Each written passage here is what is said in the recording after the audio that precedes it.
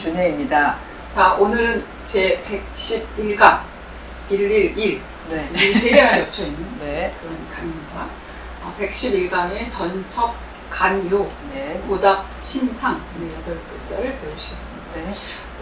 얼핏 읽다 보니까 조금 앞에 거랑은 이어지지 않는 내용인 것 같아요. 예, 그죠? 내용이 그전에는 뭐 제사 드릴 때에 공경하는 태도. 근데 갑자기 이제 편지에 관한 얘기가 나와서 네. 맥락이 좀 이어지지는 않습니다. 네. 자, 그럼 이제 시작해 보시죠. 네.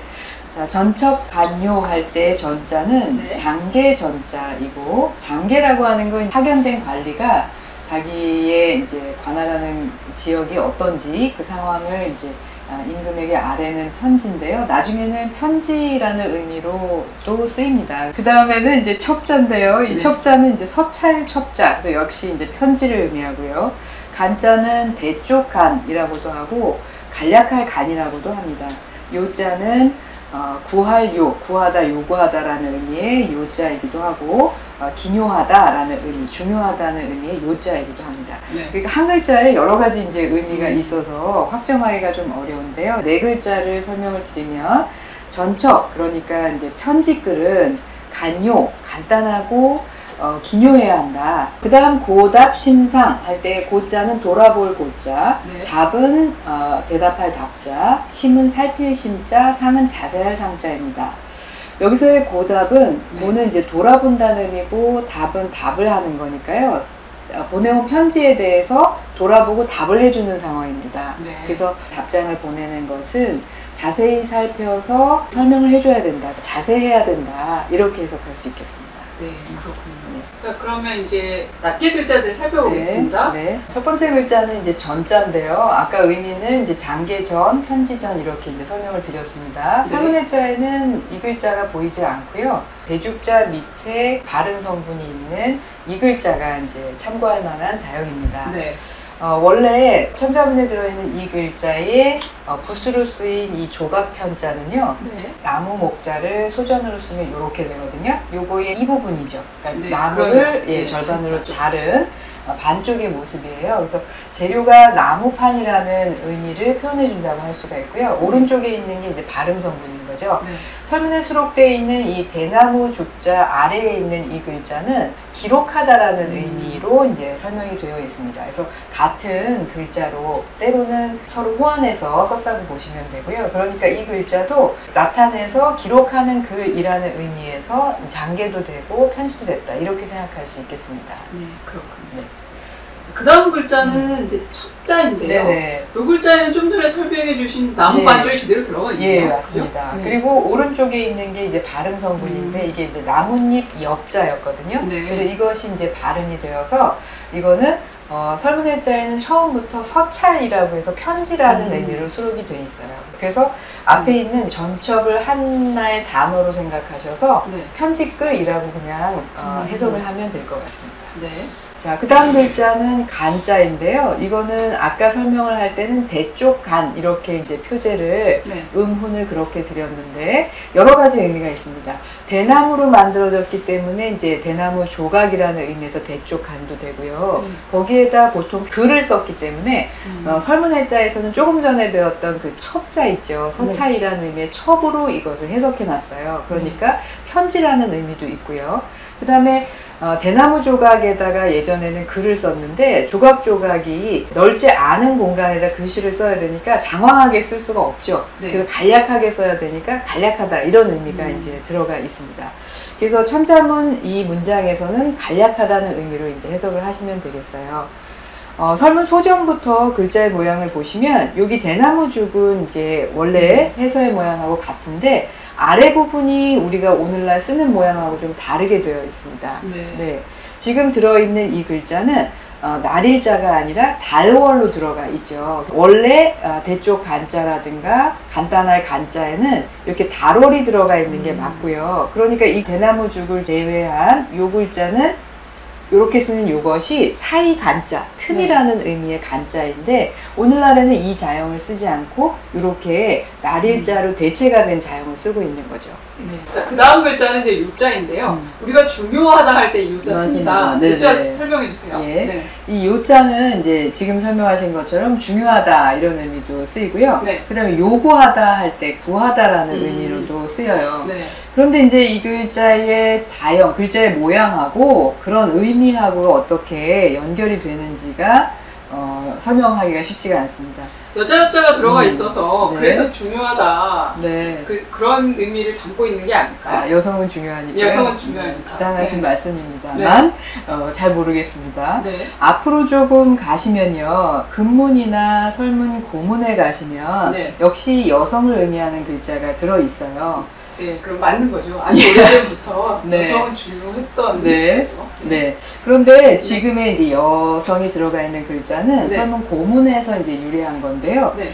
실제로 설문에서 소전으로 제시되어 있는 글자의 자형은 네. 여성으로 구성되어 있지는 않습니다. 네. 예. 그래서 이 글자는 얼핏 보면 이제 시계 모양 같기도 하고 학자들은 이것은 이제 사람의 모습으로 해석을 해놓고 양쪽에 있는 이 부분을 손이라고 설명을 해요. 그러니까 손을 몸의 허리춤에 갖다 댄 거예요. 네. 그래서 이 글자의 원래 의미는 사실은 허리일 것이다 이렇게 추정을 합니다. 네. 그래서 허리 요자를 이렇게 육달월 부에 요자를 붙여서 허리 요자를 표현하거든요. 원래는 이 육달월이 없는 이 글자 자체가 요자가 허리였는데 그것이 다른 의미, 중요하다, 또 구하다 이런 의미로 쓰이니까 육달월 편방을 붙여서 허리 요자를 새로 만들었을 것이다. 이렇게 이제 설명을 하는 거죠. 사람의 몸에서 허리는 굉장히 중요한 부분이니까요. 네. 거기에서 이제 중요하다는 의미가 나올 수도 있겠죠.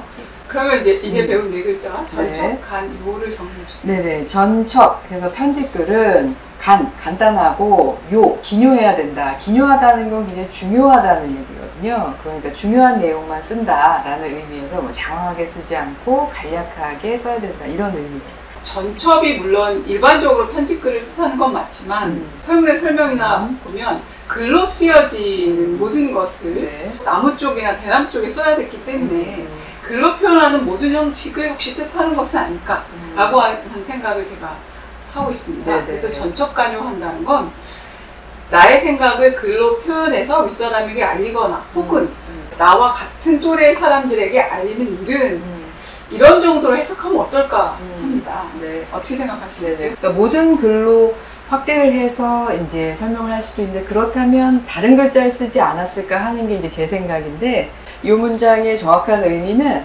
앞에 부분하고 뒤에 부분을 좀 연결해서 하는 게 좋겠고요. 네. 만약에 고답을 이제 답신을 보낸다고 하면 앞에 게 이제 편집글로 해석하는 게 좀 호응이 되겠죠. 일단 뒤에도 좀 살펴보고 네. 이제 선생님 의견도 좀 네, 들어보겠습니다. 그러면 이제 그 다음 구절의 첫 번째 글자, 고자를 네. 드렸습니다. 이 글자는 돌아볼 고자인데요. 네. 오른쪽에 있는 게 지난 시간에 설명하신 것처럼 이 부분이 이제 의미 성분이에요. 네, 그렇죠. 얼굴을 의미하는 거고요. 왼쪽에 있는 것이 발음 성분인데 이것이 이제 풍팔 고자입니다. 네. 그래서 이 글자는 이제 돌아본다는 의미예요. 네. 뭔가를 보기 위해서 자기가 고개를 돌려서 다시 한번 응시하는 거죠. 예, 네. 그래서 이게 고자이고요. 네. 자, 그 다음 글자는 답자입니다. 네네. 이거는 이제 네. 답을 하다. 이것도 이제 많이 쓰이는 글자이죠. 그런데 설문해자에는 이 글자가 없습니다. 네. 그런데 이제 다른 글자로 대나무죽이 아니라 풀초가 들어있는 글자는 있어요. 네. 이 글자는 풀초 밑에 합할 합자, 이게 이제 발음 성분이겠죠. 그래서 이것이 들어가 있는 형성자인데 이 글자의 의미는 작은 콩이라는 의미를 가지고 있습니다. 네. 근데 이 글자가 후에 답하다, 대답하다라는 의미의 글자로도 쓰이면서 그러니까 가차가 된 거죠. 네. 가차에서 쓰였는데 후에는 대답하다라는 의미의 글자로 이제 대죽을 넣은 글자가 이제 사용이 되게 된 겁니다. 네. 근데 우리가 보통 대답을 한다 그러면 말로 하는 거라고 생각하는데 답하다는 건 꼭 말로만 하는 것만이 그렇죠. 아니죠. 예. 뭔가 받은 거에 대해서 그대로 돌려주는 게 다 답입니다. 그렇죠. 예. 네. 말로도 할 수 있고 다른 행동으로도 할 수 있는 거죠. 네. 자, 그 다음 글자는 심자입니다. 네. 이 글자는 이제 살필 심자로 우리가 알고 있거든요. 네. 그래서 자세하게 이제 보는 행위라고 할 수가 있겠습니다. 네.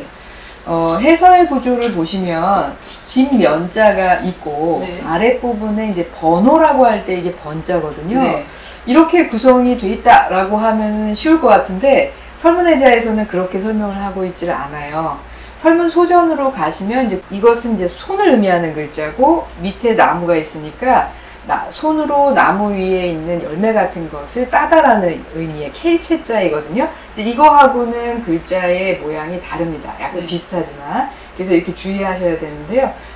획이, 삐친 획이 있고, 이렇게 쓰는 이 글자는 설문해자에서는 어떻게 설명하냐면 분별하다라는 의미라고 설명을 해놨어요. 어떻게 분별이 되느냐? 동물의 발자국, 그것이 이제 땅에 찍히면 새의 발바닥, 닭의 발바닥, 말 발바닥이 다 다르잖아요. 네. 발자국 모양만 봐도 분별이 되죠. 네. 그래서 이 글자 자체가, 그러니까 여기에 이렇게 들어간 이 글자 자체가 다 분별해서 안다는 의미로 하나의 글자라고 설명을 해놨고요. 네. 그 다음에 밑에 있는 게 이제 밭전자가 들어가 있죠. 네. 그래서 밭에 찍혀 있는 동물의 발자국을 보고 그게 뭔지 다 안다. 이렇게 해서 이 글자가 안다는 의미, 살펴본다는 의미, 살펴서 자세히 안다는 의미로 풀이를 해놨습니다. 네. 그런데 설문의 소전의 자형과 지금 보여주시는 근문이나 이전의 춘추문제 모양은 딱 일치하진 않네요. 예. 네. 그래서 근문으로 가보시면 이 가운데 들어있는 이 글자가 동물의 이제 발자국 모양이 아니고 쌀미자의 옛날 자형이거든요. 네. 그리고 아래에 있는 것도 밭전자가 아니라 입구자처럼 되어 있죠. 그래서 이 글자는 허신이 설명한 것과 같은 그런 글자의 구성을 가지고 있지를 않습니다.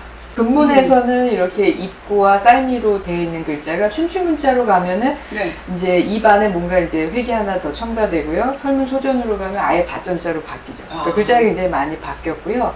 그래서 이제 근문의 자형만 보고도 이게 왜 살핀다는 의미, 자세히 안다는 의미가 됐는지는 사실상 설명하기가 좀 어렵습니다. 자, 그럼 실자를 배우셨고요. 자, 그 다음에 마지막 글자는 상자입니다. 예. 네.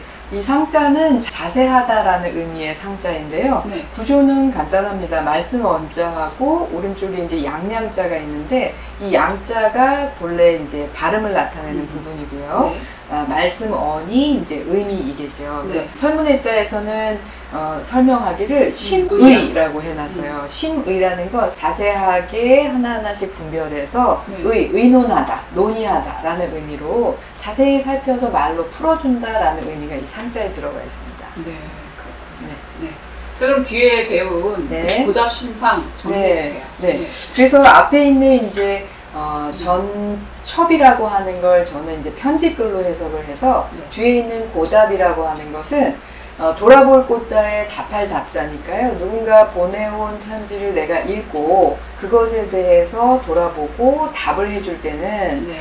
그럴 때는 남이 물어본 것이고 남이 이제 의논을 해온 것이기 때문에 자세히 살펴서 하나하나 살펴서 자세하게 답을 해줘야 된다. 답을 보내는 것은 자세해야 한다. 이렇게 이제 해석을 하고 싶습니다. 제 의견을 조금 더 넣자면 전첩간요하는 건데 글로 써서 무언가를 남에게 아뢰고 네. 그 다음에 주변에 알리고 하는 일들은 굉장히 간단하고 명료해야 된다.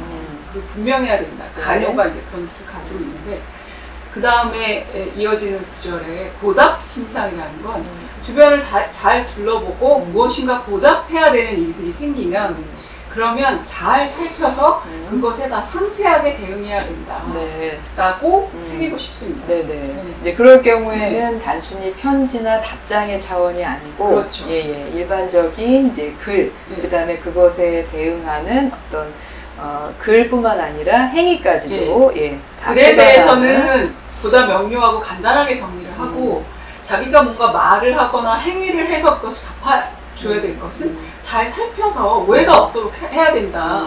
저는 그게 오히려 이 구절의 의의를 좀 더 분명하게 드러나는 해석이 아닐까 합니다. 네. 그러나 어디까지나 제 생각이니 참고만 해주세요. 네. 그러면 오늘은 전첩 간요, 그다음 심상을 배우셨고요. 네. 자, 다음 시간에 배울 112강의 글자는 해구상욕, 집열, 원양입니다. 자, 오늘 여기까지 하겠습니다. 네, 감사합니다.